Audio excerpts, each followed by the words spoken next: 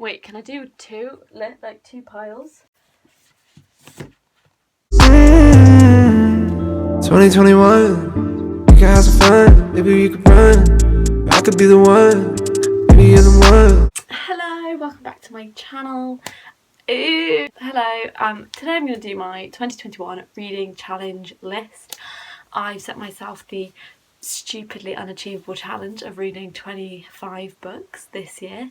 So I need to read 2.8 books a month to achieve the challenge. Obviously some books are bigger than others, whatever. But basically I've kind of piled up a list of books that I already own and books that I just I really want to read. I've wanted to read for ages, or books that are fairly new to me but I want to read them this year. I've got like a good assortment of different genres and things, so let's get right into it. First book I was on my list was The Year of the Rat by Clare Furniss. I've actually already read this one. I started this in 2020 but carried it over and finished it at the start of the year. The next book on my list is Girl, Woman, Other by Bernardine Evaristo. I've also finished this one already. And the next book on my list was What a Time to Be Alone by Chidera, eggerue. I've already read this one as well. This is a self-help sort of guide to loving yourself book, so that's non-fiction. The next book on my list is Little Fires Everywhere by Celeste. I'm not going to talk about these books, it's going to take me forever if I do. The next book on my list is a poetry book, and that is Birthday Letters by Ted Hughes, his collection of poetry which are mostly addressed to Sylvia Plath. The next book is Gone Girl by Gillian Flynn, or Gillian Flynn I've heard it be pronounced as.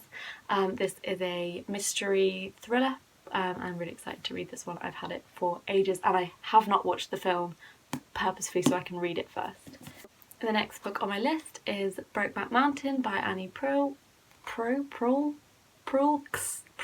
I don't know. I've seen the film of this already years ago before I realised what the story was about. Obviously it's helpfully a tiny book and I'm excited to read that finally. The next book is Rubyfruit Jungle by Rita Mae Brown. I bought this to read for whilst I finished my dissertation last year, but I never actually got around to reading it. It's also quite a little one and that should be a fun read.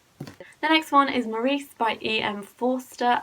This was actually on my reading list for my Decadent Men module and I never actually read it, and since then reading the blurb I really want to read it, so that is next on my list. The next one is Nightwood by Djuna Barnes. This was on my reading list. Is there a theme here? On my reading list for my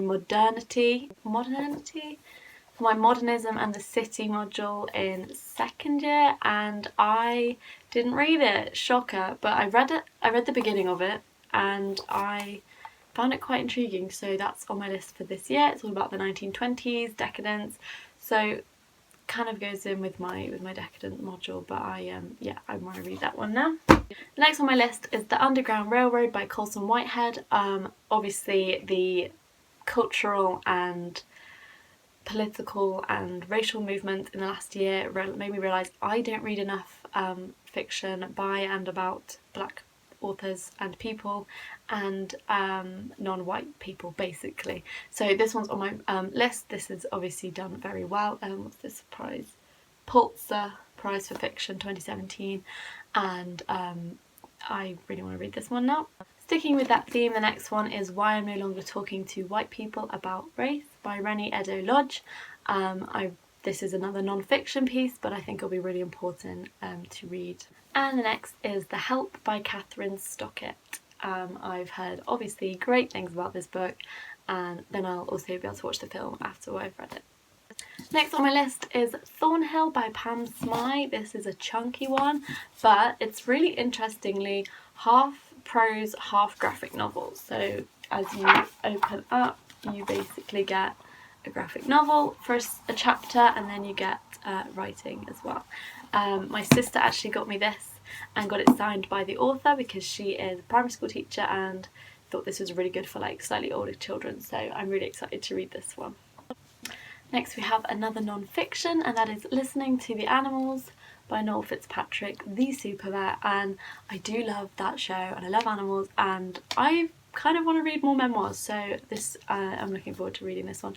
And it's a hardback. My aunt and uncle actually got me this for my 21st birthday. Next we have another birthday present that I got for my 21st, which was over a year ago now. And that is The Angel's Game by Carlos Ruiz Zafon, and this my best friend got me and said it reminded him of me because it's about a writer. And I read the first chapter and was like in love, and then life happened and I stopped reading. So I'm really excited to read that. This is also a hardback. Ooh. The next one is a classic. Well, it's not a classic yet, but it is The Testaments by Margaret Atwood. And I read The Handmaids and I read The Robber Bride, and I want to read more Atwood. And obviously this shared the Booker Prize with Girl, Woman, Other. Can't believe that Bernardine didn't get on her own, but we'll see.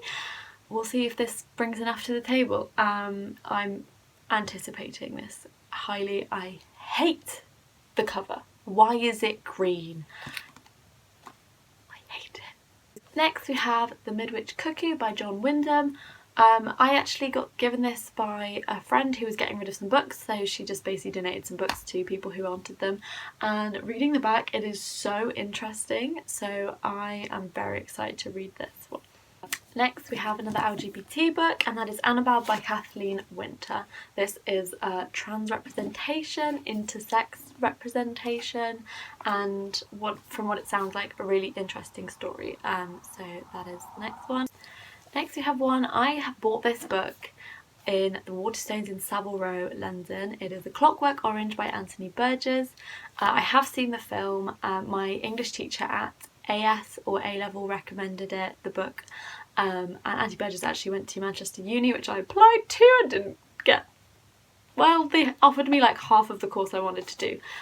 Anyway, it's really interesting because of the use of language and like new vernacular in the book, and this sort of anti-hero complex. The film was like crazy but so interesting, so I'm really intrigued to see how I find reading the book. Next we have one that is a classic that I've been meaning to read for forever, and that is 1984 by George Orwell. Like, am I the last person on the earth to read this book?